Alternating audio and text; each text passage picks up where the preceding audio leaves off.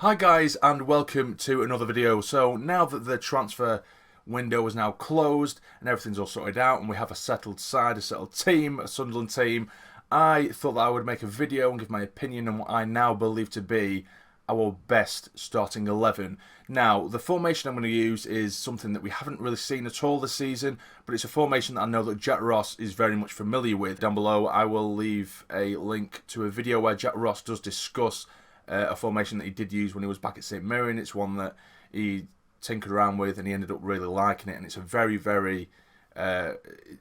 effective formation. It's a formation that I'm a big fan of when it comes off. So that is the formation I'm going to use, and that formation is a 3-4-2-1.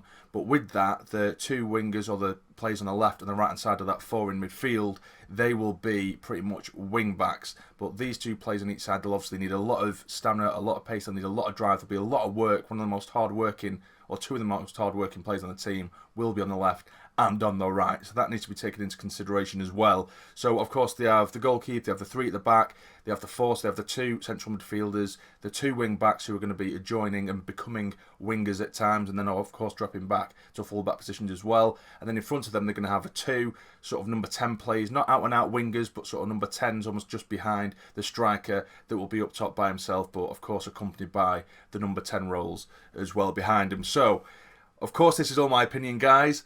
So it'd be very interesting to see what you lot think are the best, or what you think is the best Sunderland 11 now, after we do have a settled squad, like I say. But this is my sort of thinking behind it, and the players that I would like to see start, or at least see it experimented with, because I think it would be a damn good squad. So of course in goal we're going to go with the number one, John McLaughlin, because he is by far one of the best goalkeepers I've seen at the stage of my life in quite some time, since Pickford. Definitely anyway, because we've just had an absolute shit show of goalkeepers, haven't we? And if it wasn't for him, then I don't know why the hell we would be in this, even in League One, because he's saved our asses on countless occasions. So he's more than likely, or is, the easiest choice so far, or in all of this entire squad. John McLaughlin gets the nod in goal. So now for the back three, I would have Dunn on the left of that three, I would have Flanagan on the right of that three, and Baldwin in the centre. Baldwin for me is such a no-nonsense defender, and I think he's the best tackler on the ball that we have. His last-ditch challenges and his timing of challenges is absolutely excellent. To have that as the stopper in the middle of that three, I think that's fantastic. And to have him as the sort of last, the last man before the keeper, I think that'd be excellent. Because the other two, Dunn and Flanagan, they like to bring it out from the back as well. The keeper likes to bring it back, or pull it out from the back. So I think having Baldwin in the centre to be the sort of stopper,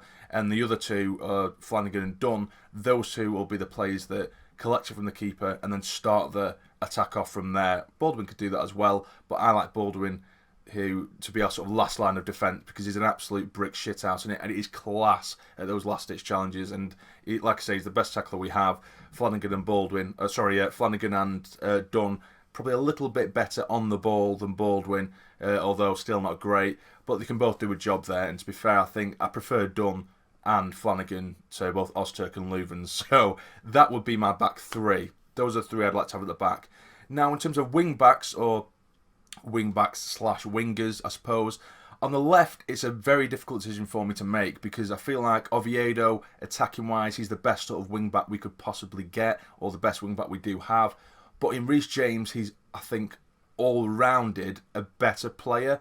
I don't think he's as good attacking as Oviedo, but I think defensively, and his work rate and how solid he is in that position, I think he is better than Oviedo. Oviedo, I think, defensively, he's quite weak, he's quite fragile, he can be a little bit vulnerable, whereas James is an absolute workhorse. He puts in a shift every single game, and he does have a good left foot as well to whip balls into the box. He doesn't have a poor delivery, and for me, he hasn't put foot wrong since I've been here, and I've actually been relatively surprised with how good he's been. So I know there's Hume as well, but for me, Reece James has to be in that spot just because of how solid he is defensively as well, and he can get forward. Now on the right side, the sort of right wing back, I'd have to go for Luke O'Nien, because he has to be in there, and I just don't think he is better than quite a lot of the central-minded midfielders that we do have. He offers something different, and when he has played at right back, he's been nothing short of amazing. And Matthews hasn't exactly had a bad season either. Do you know what I mean? He's actually been very good. before he got injured, but O'Nine's come in, and I think he's been even better. So if we are going to play anyone, Luke O'Nien has to get in the side. So I'll put Luke O'Nien on the right-hand side as the sort of wing-back, as I say. Now, as the two central midfielders, I am going to go with Grant Ledbetter and Dylan McGeoch. You might be surprised with that. I know McGeoch has raised a few eyebrows this season, and not in a positive manner. But I just think that McGeoch's work and the way that he plays is very, very much underrated. And he definitely improved massively before he did get that little bit of an injury recently. And like I say, I don't think he gets the credit that is deserved. I mean, his passing range is excellent. Some people just see him as someone who passes backwards or can only pass sideways. He doesn't. He really doesn't. His passing range is absolutely excellent. He breaks up the play and he moves the ball very quickly as well. He doesn't take ages and dilly-dally on the ball. He breaks up the play and moves it on quickly, and people just see that as negative because he's giving the ball away immediately or just shying away from responsibilities because he's not. There's so much more to his game than that, and I can't value that enough. And obviously with Grant Ledbetter, you get that bit of leadership in there. I know there was Catamol as well. We have Max Power, but for me, I just think Ledbetter, again, it's someone who has a bit of range when it comes to his passing, and he can tackle as well. So he does a bit of both. Whereas Cats, yeah, he can be a bit of an anchor. Recently this season, for some reason, he's added goals to his game as well, and he has been good. But I think there's too many bad games from Catamol in comparison to how many good games he does have, or he might just go under the radar, or he doesn't quite control that midfield. And I think Ledbetter does have that ability to control the midfield, and with McGeoch as well. I think they would complement each other quite well. So that would be, we've obviously got the goalkeeper in there, we have the 3, then we have the 4 in midfield, including the wing-backs. So as the 2 number 10s, I would have McGeady, and I would also have Morgan. I would have Lewis Morgan as well. I think those two, McGeady, he can be the most frustrating player on earth. He really can, don't get me wrong, because he dilly-dallies on the ball. He slows down the play way too much at times, more than anyone else sometimes. We can be on the break, he'll hold it up, and rather than just running at a player, he'll just try and take on the same player a million times and allow the opposition to get back and track back.